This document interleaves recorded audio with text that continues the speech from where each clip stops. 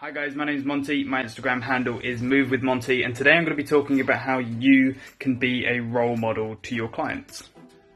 Now, before I start talking about what a role model is and how we can be role models to our clients and to our family members or to anybody that is within our sphere of influence, I want to start off by defining what a role model is. So, a role model is a person that is looked to by others as an example to be imitated.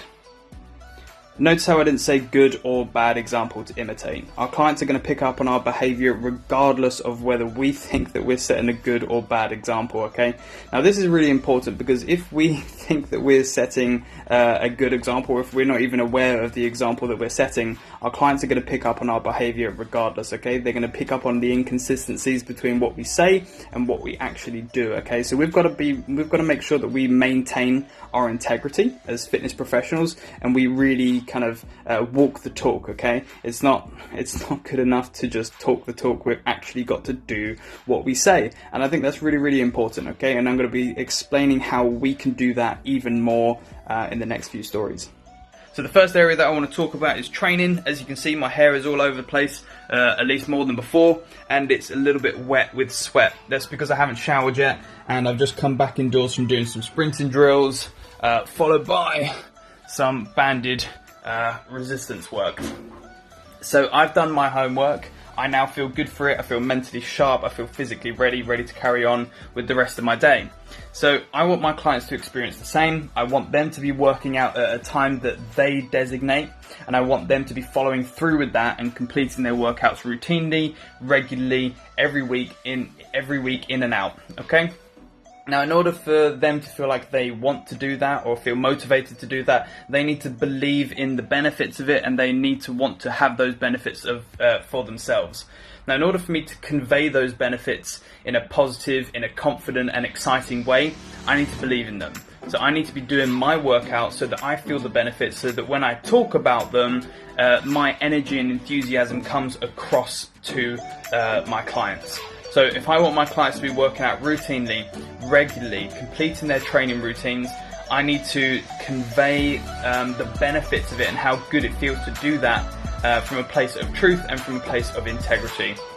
So number one, stick to your training routine so that when you get your clients to do the same, they feel motivated and they believe in you, and then eventually they'll believe in themselves too. Now, because we're trainers and we love training, that first one shouldn't be too difficult for us. But I think somewhere that I do see a lot of trainers fall short on is their own rest and recovery.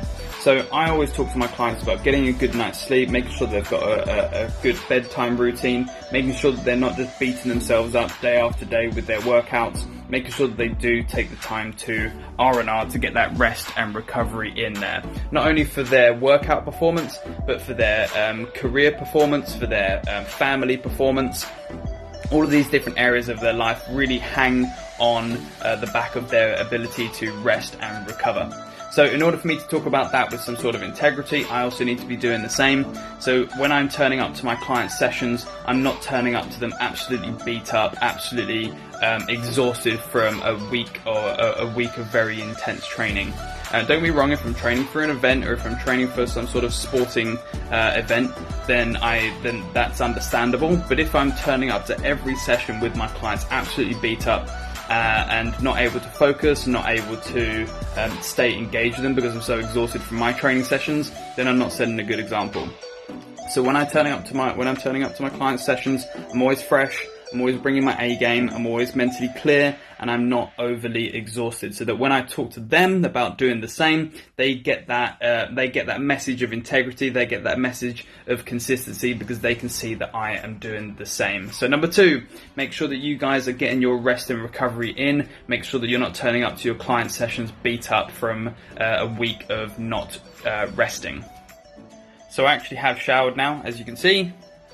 So tip 3 is shower. No, it's not. I'll get on to tip 3 in a second. The actual tip 3 is make sure that you're managing your time effectively. Don't be the trainer that's turning up to your sessions late. Don't be the trainer that's cancelling your sessions left, right and centre. Don't be the trainer that is coming to the sessions all hot and flustered because they've had to rush to get there. Be on time to your training sessions. Be, in fact, early to your training sessions. Make sure that you're respecting your client's time, because If we want our clients to respect our time and to not mess us around, then we need to be setting that example first, okay? So number 3 is time management. Make sure that it's absolutely on point. Respect your client's time, respect your client's money as well. So just to recap, we had the first tip, which was make sure that you guys are getting in your training sessions, make sure that you're sticking to your training routine so that when you talk to your clients about it, they can feel your enthusiasm, they can feel the truth in your words.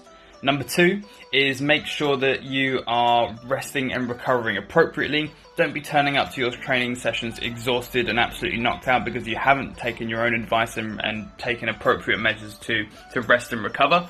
Make sure that you guys are being consistent with that as well. Number 3 is make sure that you're managing your time effectively. Don't be late to your training sessions. Make sure that you're early. Don't be cancelling them left, right and centre. Set a good example for your clients to follow and you'll both have a very smooth training session and you'll have a good training experience. Part of being a role model as a trainer is also letting our clients know that we're not robots, that we are human, and that we don't just sit around lifting weights all day, talking about how we can get more protein in our diet and eating salads. So I've talked a lot about what I think a role model is, but I also want to talk about what I think a role model is absolutely not. So a role model to me is not somebody who is boasting and is not somebody who is showing off trying to one-up their clients, okay? Our clients already know that we're fitter than them, that we maintain a balanced diet more consistently than they do, that we are in tune with our body more than they are, that we find it easier to rest and recover, that we have a stricter routine, we have more discipline than them. They already know this, okay? That's why they've come to us, because we're an expert in our fields, okay? It's not our job to then rub that in their face, okay? We are an expert in our fields and we support our clients by helping them do the same, not by telling them how fantastic we are, okay? So don't be the trainer that's always one-upping their client, trying to tell their client how much more they've lifted than they have, how much more exercise that they've done, how much more they've kind of lost in terms of body fat or whatever the goal is or whatever the measurable is. Don't be the trainer that's one-upping their clients and kind of squashing them back down. Don't do that. It's not good training, okay? Make sure that you're supporting your clients from the kind of bottom up, help them up and help them achieve what they set out to by supporting them, by giving them the motivation, the confidence to do that for themselves.